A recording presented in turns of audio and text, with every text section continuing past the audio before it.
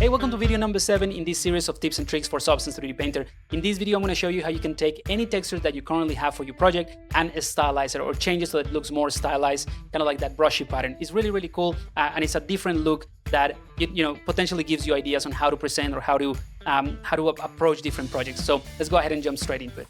All right, so these are the final textures that I created in terms of the metal, the plastic, all of that. This is exactly what I showed you in previous videos. Obviously, I just changed the colors and reduced the rust and all of that. But in essence, the breakdown of how I achieved this is exactly how I showed you in the previous videos, right?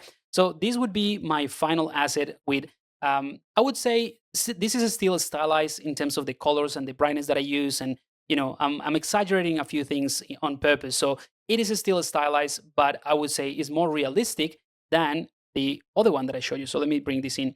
So this is kind of like a more realistic approach to it, or like this is using the same textures that I just showed you, but obviously this is the final render. But what I'm going to show you in this video is how to achieve this type of stuff. So this is obviously a lot more stylized, and it has that sort of like playfulness to it, where you can see things, the brush strokes and things that are not perfectly well defined. And it is making use of everything that we have in the, let's say, more realistic texture. So if you pay attention to this area right here, right? So there's like a little bit of a scratch in there, revealing a bit of, metal.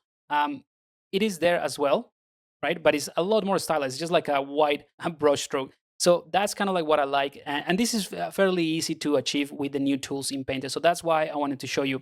Not because it requires a completely different workflow, but because you can have these sort of like realistic textures or kind of like aim for something like this. And at the end, just say, you know what, I'm going to convert this into a more stylized one. And this is also a render from Blender, just using the same textures that I exported. So I'll cover that in the final video of this series. So let's go ahead and jump back into Painter. And I'm going to bring in all the layer stacks. And what I'm going to do is, on top of everything, I'm just going to search in the effects panel here. I'm going to type stylization. There we go. So this one right here is as simple as that. I'm going to take this, drag and drop it here at the top. So obviously it's going to affect anything that is below this. And there we go. Just by doing that, you see how it essentially stylize everything.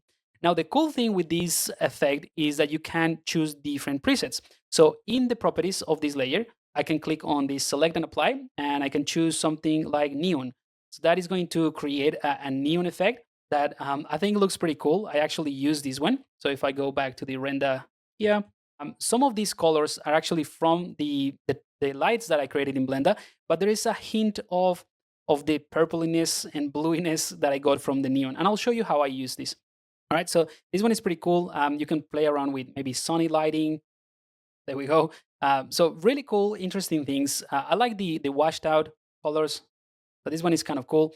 Also, Painterly, it's kind of like one of my favorites, this one, because it just makes it look, like a painter thing. So I do like this one. And if you want to see the difference between what we had and this stylization, all you need to do is turn this off. So it is using everything that is underneath to create this effect.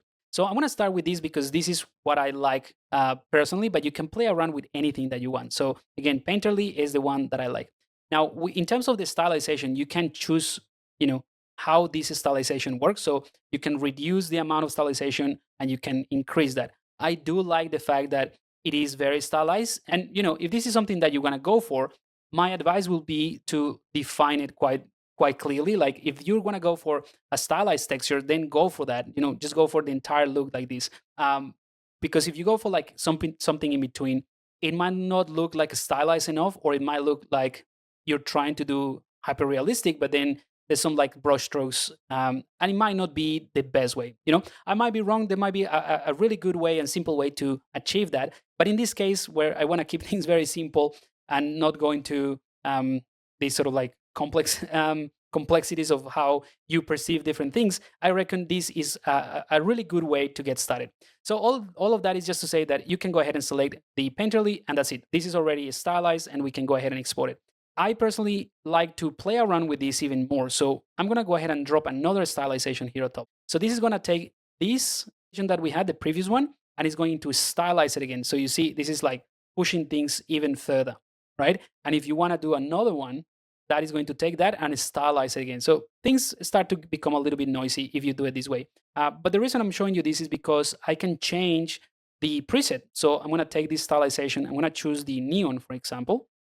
So that obviously is going to give me that neon color. But because these are ultimately layers with effects, I can take this neon color or this neon layer and I can add a black mask to hide it. I can bring in let's try a generator, and I can use something like the light, for instance. So the light is going to allow me to, if I enable this, this mask, it allows me to play with the light, the gradient from the top left corner. You can change the rotation of the light, right? But I think this works really, really well because it blends basically that neon and that becomes kind of like my light, right? And it's baking that light into this, right? And if I don't like the colors, by the way, you can do something like I showed you in the previous video. So I'm gonna go in the effects, I'm gonna type HSL, and I'm gonna drag and drop this on top of my stylization here. And this allows me to change the colors of just this stylization, right? Or of the light. I kind of like the effect of the neon. But if you wanna contrast this a little bit more, maybe this is too soft. Let's actually change. I'm gonna reset to defaults. I think I like the light from the top. And let's go back in here. So yeah, this allows you to change things quite a bit. If you don't like the blue, I like the blue, but I think it goes with the rest. But anyway, what I was saying is you can go back in here, click on the levels. So you're adding levels to this mask, so you can crunch these values quite a bit, and then you will have something even more stylized because the light is going to be restricted to that section, right? So you'll see the difference between crunching those values with levels and not doing it, right? Again, I kind of like this as well. It's kind of like adding to what I already have. So super simple stuff. Just wanted to show you this because it is definitely something interesting. And keep in mind that you can keep playing around with this. So I can duplicate this stylization again and then select the effect. And this time the effect, I'm going to go for colorful strokes, see what that looks like. So this is kind of cool, but maybe I just want to restrict this one to the edges, right? So I'm going to also bring a black mask to this stylization layer, and I'm going to bring a generator, click on, let's try curvature, and add a lot of contrast in here, and then we can just reduce the balance. So now we have this nice contrasted color towards the edges. So you can have a lot of fun with this. It's, this is kind of like a playground for me. So once I have everything set up, this is just a matter of finding the right values and the right stylization for this type of asset. So I think, this is a little bit too much, but I think something like this works really well. All right. So just wanted to show you this as an extra tip. And in the next video, I'm going to show you how we can export this for Blender. And we're going to set up a simple, but again, an effective render with lights and everything in Blender for these textures. All right, so I'm going to leave this video here. Let me know if you prefer these stylized textures or if you prefer the more realistic in a way, just because I'm curious to see what you think about this, again, effect that is really simple, but it just changes things quite a bit. All right, see you in the next video.